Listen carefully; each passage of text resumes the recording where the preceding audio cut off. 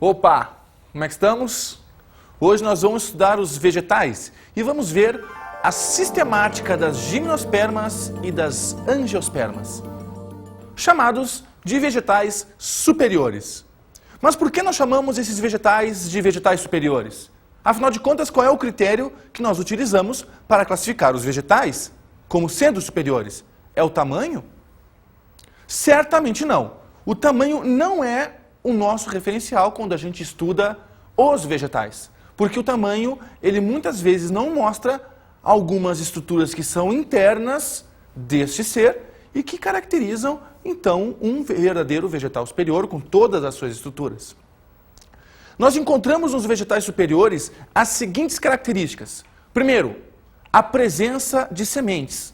Ou seja, esses vegetais, de forma definitiva, conseguem uma independência da água para a sua reprodução. Vamos dar uma recapituladinha no que a gente já viu antes. Os vegetais inferiores, como por exemplo as algas pluricelulares, elas não possuem órgão nenhum. Elas não possuem vasos de condução e como o seu meio é a água serve como um perfeito ambiente amortecedor de impacto, evita a sua desidratação, evita, enfim, a exposição excessiva ao sol. Enfim, a água abraça essa talófita e acaba protegendo ela desses fatores. Agora, o vegetal ele começa a buscar uma independência da água, ele começa a sair do meio água e ir para o meio ar, o meio terrestre. E aí ele precisa necessariamente buscar estruturas que façam com que exista agora uma adaptação a um meio onde o atrito é muito maior, onde a irradiação do sol é muito maior, onde o choque mecânico, onde a desidratação ela é realmente muito mais efetiva sobre qualquer ser. Para isso, nesse caminho evolutivo surgiram, então, órgãos, né? Agora, Rogério, o que diferencia, por exemplo, uma samambaia, que é um vegetal intermediário, um musgo, que é um vegetal intermediário, de um vegetal superior que nós estamos vendo na aula de hoje? É a independência da água para a sua reprodução. Percebam que em pteridófitas, samambaias, já surgem vasos de condução, mas ainda não surgiu uma semente. Ainda não surgiu uma estrutura que envolve o embrião e que faz com que, então, não precise da água para haver essa proteção no momento do transporte, né, do grão, da parte masculina para a parte feminina, o encontro dos gametas, né, masculinos e femininos para a fecundação e a formação do zigoto e, consequentemente, de um novo ser. Como eu falei para vocês, as talófitas lá nas algas não tinham vasos de condução. Esses vasos de condução foram aparecendo nas pteridófitas e agora nós temos eles consolidadíssimos nesses grandes vegetais, que são as gimnospermas e as angiospermas. Vasos de condução bem constituídos também são característica de vegetais superiores. A outra característica que nós temos ainda para vegetais superiores é a presença de flores. Flores ou não tão bem constituídas, como é o caso das gimnospermas, ou de flores bem constituídas, bem vistosas, como é o caso das angiospermas. E ainda para complementar, realmente a solidificação do esporófito como sendo a fase dominante destes vegetais. Então percebam, vamos procurar fazer uma linha evolutiva dos vegetais.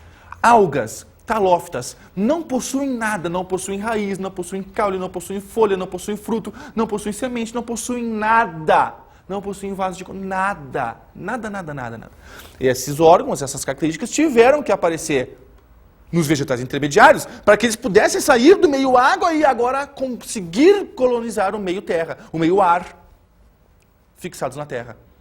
E agora, finalmente a independência total do meio água. Gente, eu não estou falando que vegetal superior não precisa de água. Eu não estou falando da importância da água para a vida, porque a água é importante para todos os seres.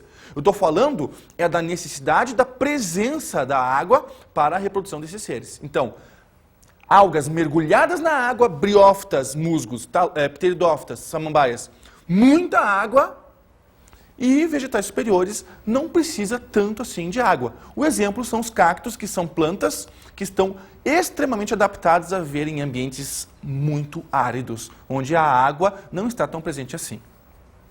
Gimnospermas e angiospermas são o que nós chamamos de plantas espermatófitas, porque agora surge a semente. E a semente faz com que esses vegetais, finalmente, como eu já falei, se tornem independentes do meio água para a sua reprodução. E agora entra em cena o que nós chamamos tubo polínico. O tubo polínico, ele é resultado da germinação do grão de pólen e é ele agora quem vai entrar em contato com o óvulo que está dentro do ovário das flores femininas, para que haja então a fecundação e a formação de um novo ser. Antes, esse encontro do gameta masculino e feminino tinha que se dar pelo meio água, pelo meio aquático. Vamos falar então um pouquinho das gimnospermas. As gimnospermas são, com certeza, os maiores seres vivos que nós encontramos na face da Terra. São os grandes vegetais do nosso planeta. E a característica principal das gimnospermas é a ausência de um fruto envolvendo essa semente. É o que nós chamamos de sementes nuas. Ainda para complementar a característica das gimnospermas, nós ainda temos a presença de uma flor. Só que não uma flor vistosa como nas angiospermas. Gurias, quem de vocês aí já recebeu flor do namorado, flor do amante, flor do ficante, flor do marido, para quem já é casada? Pois é, né? Bom, se vocês ainda não receberam flores, tá na hora de começar a receber, né? Ou então tá na hora de trocar o seu namorado. Mas o fato é o seguinte, o fato é que vocês não vão receber flores de gimnospermas dos seus namorados. Porque simplesmente essas flores são flores, o que nós chamamos de flores aperiantadas. O que significa uma flor ser uma flor aperiantada? É aquela flor que não possui cálice e que não possui pétalas. Não possui corola e não possui sépalas. Olha o sinônimozinho aqui, ó. Sépala, cálice. Pétala, corola. Muito bem. Então essas flores de gimnospermas, elas não são periantadas, elas são aperiantadas. São flores que não têm cores abundantes, são flores que não têm um cheiro agradável, são flores que não são macias, são flores que não têm aquela textura aveludada, como a gente está acostumado, quando você, guria, recebe a sua flor, a sua rosa, o seu lírio, o seu cravo do namorado, você percebe que a pétala tem uma cor, tem um formato característico, tem um odor, né? E tudo isso é proporcionado pelas flores das angiospermas, ou seja, gimnospermas não tem isso. E o exemplo de uma flor aperiantada, uma flor de uma gimnosperma, é o que nós chamamos de estróbilo ou cone, e a gente vê isso nos pinheiros das coníferas. Pois muito bem, se você está visualizando então este cone, este estróbilo agora no seu vídeo, você pode perceber que não existe a presença das cores, não existe a presença de um odor característico. Pelo contrário, ela é dura, ela é rígida, ela é espinhenta, ela é machuca. E ela não tem um atrativo para os agentes polinizantes. Logo, como é que se dá o transporte do pólen para a oosfera, do grão do pólen para o óvulo? Como é que se dá esse processo de fecundação desses grandes vegetais? Ele se dá através do ar, através do vento. É uma polinização que nós chamamos de polinização anemófila. A planta, ela investe tudo o que ela tem, todo o seu ATP, toda a sua energia, na quantidade de grãos de pólen, não na especificidade do transporte. Porque o vento não seleciona. O vento ele sopra ao acaso, como você pode perceber. O vento não sopra só para os ricos. O vento não sopra só para quem tem dinheiro. O vento não sopra só para as loiras. Não. O vento sopra para todo mundo. Pobre, rico, loura, morena, ruiva, o que for. Então, agora olha só, vamos pensar um pouquinho em casa. Qual é a minha maior chance de ganhar na loto? Eu jogando um cartão ou 100 mil cartões? Vocês entenderam a lógica? Quanto mais grão de pólen eu produzo, mais eu aumento a minha chance de que o meu grão do pólen vá cair no cone feminino e que haja a fecundação e a consequente reprodução deste vegetal. Beleza. Quem são, afinal de contas, as gimnospermas, Rogério? as gimnospermas são as sequoias? Dá uma olhadinha aí no seu vídeo. Este pequeno vegetal pode chegar a mais de 100 metros de altura. O outro exemplo que nós temos são os ciprestes. Os ciprestes são muito utilizados para a ornamentação de jardins. Eu conheço um cemitério lá em Porto Alegre que ele é baseado praticamente somente no cipreste. Ele é muito utilizado na época do Natal, enfim, essas coisas todas, né? O outro exemplo que nós temos são as cicas, como você também está vendo no seu vídeo. E as cicas também, né? Parece uma palmeirinha, mas não é. E ela é muito utilizada também para adorno de jardins. E o outro exemplo é a famosa e ainda desconhecida ginkgo, é a ginkgo biloba. E o último exemplo é o exemplo da araucária, a árvore típica do estado do Paraná, também chamado de pinheiro do Paraná. Essa árvore ela é encontrada em ambientes em que a altitude mínima seja de 500 metros acima do nível do mar. São árvores típicas de climas temperados e você, na época então do inverno, encontra bastante a presença dessas sementes para o consumo na sua casa aí também, né? Conhecido por sua magnitude e porte elegante, o pinheiro, cujo nome científico é Araucária angustifolia, é a árvore símbolo do Paraná, com 20 a 40 metros de altura e 1 a 2 metros de diâmetro de tronco cilíndrico, raramente bifurcado. A partir de março começa o amadurecimento das pinhas, cujos pinhões são apreciados pelo homem. Da mata de araucária, que caracteriza a paisagem do sul do Paraná, que primitivamente ocupava uma área de 73.780 km² dentro do estado, atualmente restam apenas uma área de aproximadamente 1,3%, estando a espécie ameaçada de extinção devido à exploração indiscriminada de que vem sofrendo. Como você pode perceber, essas gimnospermas elas têm um apelo comercial madeireiro muito grande. E a sua extração de forma desenfreada, sem que haja um controle ou até mesmo a reposição desses vegetais no ambiente, está fazendo com que esses biomas eles acabem entrando em processo de colapso. Temos que ter cuidado com isso para o nosso futuro. Vamos dar agora uma olhada no ciclo de vida das gimnospermas. A fase dominante desse vegetal é o que nós chamamos de esporófito, é a parte vistosa do vegetal. O esporófito domina e o esporófito ele é 2N, ele é diploide. Gente, o esporófito ele gera o esporo. Pois muito bem, e o esporófito gera o esporo através de uma meiose. Então, você observa que existem sexos separados nas gimnospermas. Existe então um cone masculino e existe um cone feminino. Sinônimo de cone, estróbilo. E existe um estróbilo masculino e existe um estróbilo feminino. E esses estróbilos é quem produzem então as células que vão entrar em contato uma com outra para a formação da semente. Percebam que o cone feminino ele é maior do que o cone masculino. E por isso nós usamos prefixos que designam esses tamanhos. Mega para tudo o que for feminino e micro para tudo o que for masculino. Então, o estróbilo feminino agora passa a se chamar megaestróbilo. O cone masculino passa a se chamar microestróbilo. Cada dente, cada dentinho desse estróbilo que você está vendo no seu vídeo agora, cada dente é uma folha modificada. E isso, então, no feminino chama-se megasporófilo e no masculino chama-se microsporófilo.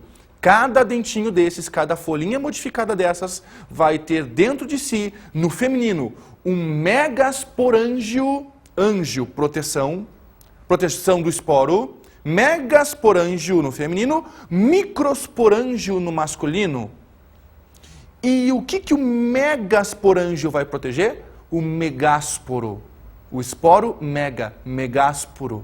E o que o masculino vai proteger? Microsporângio protege o micrósporo. Então nós temos na pinha masculina um micrósporo E nós temos na pinha feminina como resultado o megásporo. E o micrósporo sai em direção ao megásporo. E é pelo vento que se dá essa polinização, essa anemofilia. Olha que coisa bonita, né? E o encontro dos dois vai gerar, então, o embrião.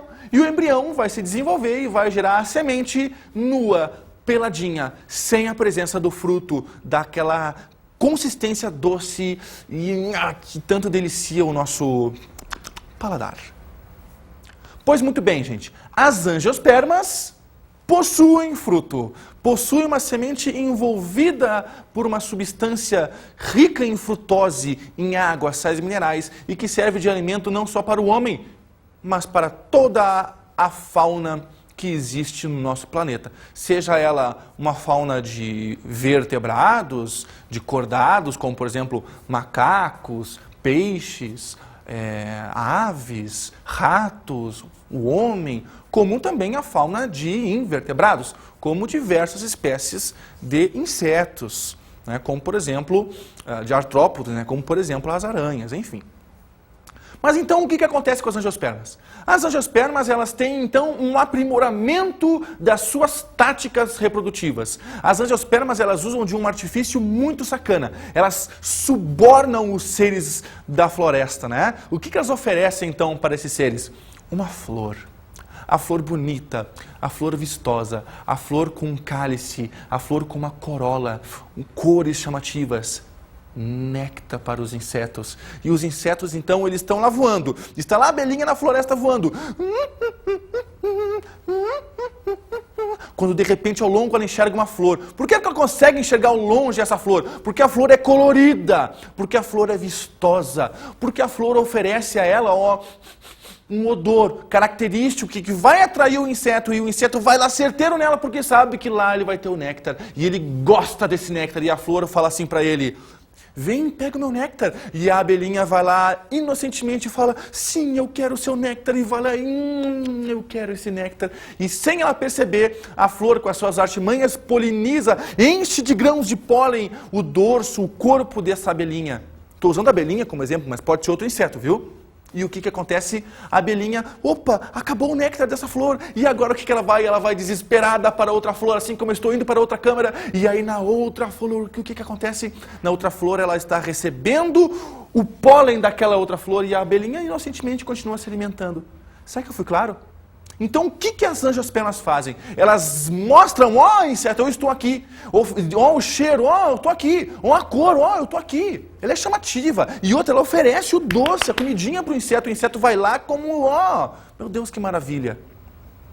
E ela está subornando esse inseto, que não sabe que está sendo subornado. Então ela investe pesado em quê? Ela investe pesado em logística. Ela investe pesado em transporte de grão de pólen.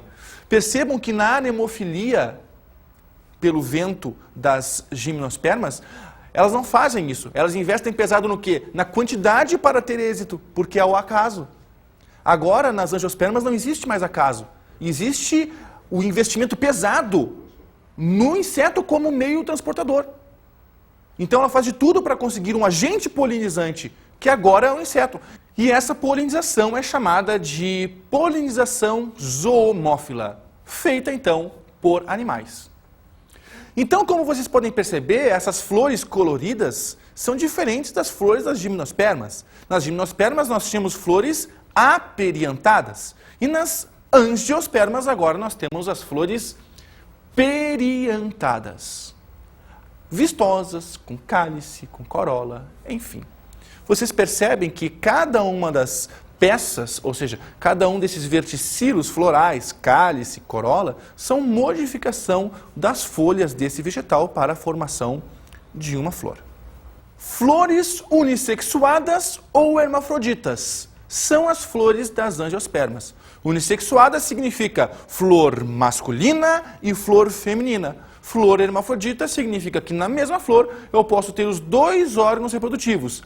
Gineceu, quando feminino, androceu, quando masculino. É sempre bom frisar que mesmo que a flor seja uma flor hermafrodita, tem os dois sexos, ela sempre procura fazer a reprodução cruzada, ou seja, gametas de um com gametas de outro para que ela não fique com a sua mesma carga genética, para que ela consiga, então, uma variabilidade maior. Realmente é um pouco difícil nós caracterizarmos de vez em quando o que é um fruto, o que não é um fruto verdadeiro. E muitas vezes o que parece não é. E é por isso que os erros são tão comuns no nosso dia a dia. A gente pode estar jurando que está comendo uma fruta, quando na verdade nós não estamos comendo uma fruta. Ou nós não estamos comendo uma fruta verdadeira. O que é um fruto? E o fruto é uma característica de angiosperma. O fruto é o desenvolvimento do ovário da flor. E tem frutos que são o desenvolvimento de receptáculo ou até mesmo de pedúnculo dessa flor. O exemplo clássico disso é esta fruta querida aqui. A maçã. A maçã é um pseudofruto. Ou seja, ela não é o desenvolvimento de um ovário de uma flor, mas sim, no caso da maçã, de um receptáculo. Vamos dar uma olhadinha nessa maçã já cortada aqui que eu reservei para vocês. Ó. O que a gente percebe na maçã já cortada aqui? Ó? Que essa parte interior aqui, ó, delimitada inclusive, é que é o fruto verdadeiro. Que no caso não se desenvolve tanto quanto o receptáculo. O receptáculo se desenvolve tanto que ele acaba por abraçar o fruto, formando a estrutura que nós geralmente comemos. Nós veremos mais detalhes sobre frutos de verdade e pseudofrutos na aula de organologia vegetal, onde nós veremos outros exemplos de pseudofrutos, como por exemplo o figo, como por exemplo o caju, e outros exemplos de frutos, como o abacate, como a manga, como a azeitona, como o tomate, como o mamão, entre outros. Assim como existem os frutos que nós comemos, os que nós chamamos de frutos carnosos, existem frutos também que nós não comemos, que são duros e nós chamamos de frutos secos. Então, olha só, existem frutos carnosos, suculentos, ricos em água, em frutose, saborosos. E existem frutos secos, frutos que não se desenvolvem, que não acumulam água, que não acumulam frutose e por isso tem um aspecto realmente rígido, lignificado, mas que também envolvem uma semente, que também protegem uma semente. Como, por exemplo, o feijão, como, por exemplo, a vagem. Vamos dar uma olhadinha aqui, ó. A vagem, ela é um fruto seco. Né? Nós não comemos essa fruta da maneira crua. Alguns comem, mas a gente sempre cozinha para que ela fique mais solta, para que ela fique mais comestível. Essa fruta aqui, ela envolve dentro dela um conjunto de sementes, como você pode ver. Porém, essa estrutura que envolve a semente, que nós chamamos popularmente de fruto, ela não se desenvolve. Então, este é um exemplo de fruto seco. Assim como um outro exemplo de fruto seco é o milho. Queridos amigos, isso aqui não é um fruto todo. O fruto é cada um dos grãozinhos que nós estamos acostumados a comer.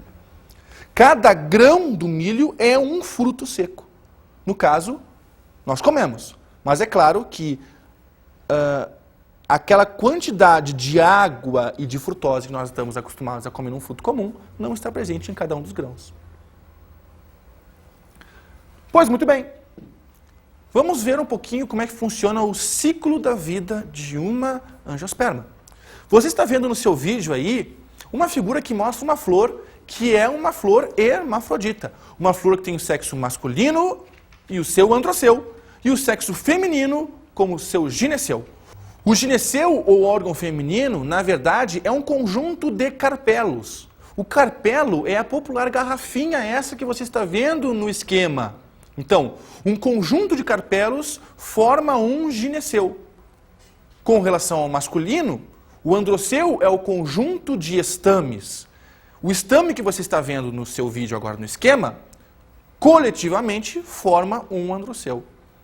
Cada gineceu contém dentro de si um óvulo, cada androceu contém dentro de si uma antera. E da antera surge o grão do pólen.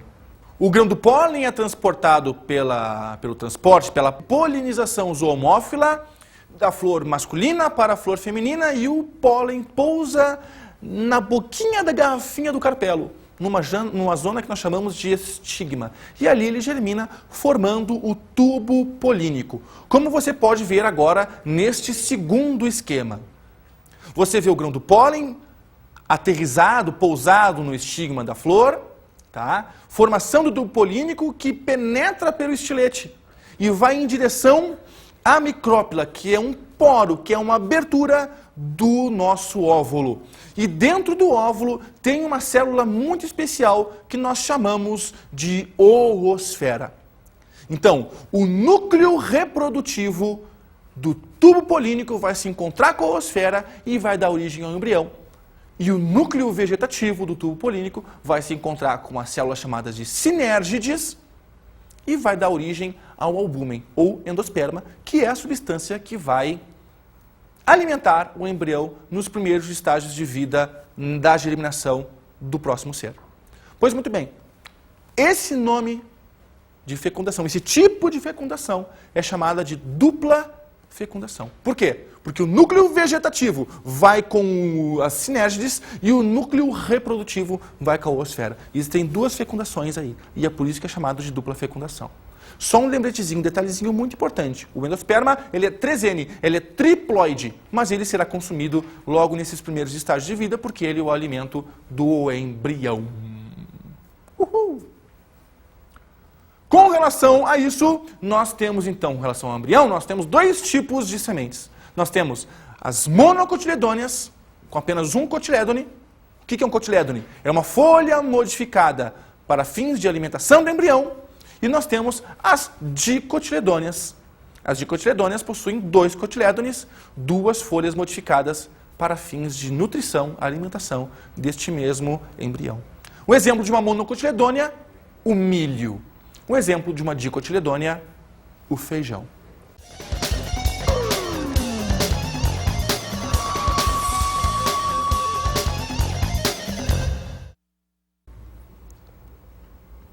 Na dica de estudo de hoje, você terá uma saborosa experiência. Você quer ver se uma planta é dicotiledônea ou monocotiledônea? Pega a semente, bota no algodãozinho, aquela famosa experiência do algodãozinho, e bota para germinar para ver o que acontece.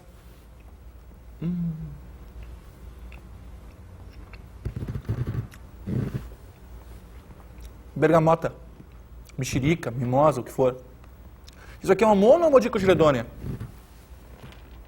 Amendoim, milho, mono ou dicotiledônea? Laranja, mono ou dicotiledônea? Maçã, mono ou dicotiledônea? Divirta-se. E outra, as frutas são sempre uma ótima opção na dieta. Bons estudos!